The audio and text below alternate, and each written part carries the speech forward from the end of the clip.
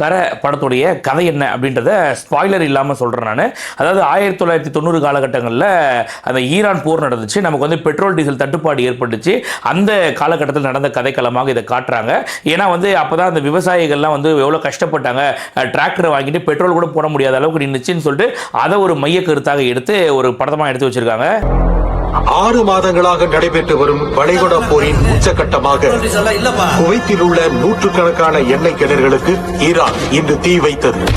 இந்த செயலானது உலக பொருளாதாரத்தில் பெரும் தாக்கத்தை ஏற்படுத்தும் என்று இப்ப படத்துடைய கதாநாயகன் வந்து சின்ன வயசுலேயே ஊரை விட்டு காசு திருடிட்டு ஓடி வந்துட்டாரு, நான் பிழைக்கிறேன் அப்படின்னு சொல்லிட்டு. ஆனால் பார்த்தீங்கன்னா அவரால் பிழைக்க முடியல. கடைசியில் வளர்ந்ததுக்கு அப்புறம் ஒரு வீட்டில் திருட போறாரு. அங்கே திருடி மாட்டிக்கிறாப்புல. அங்கே விசாரிக்க வந்த ஆஃபீஸராக சூரஜ் அவர்கள் வராரு.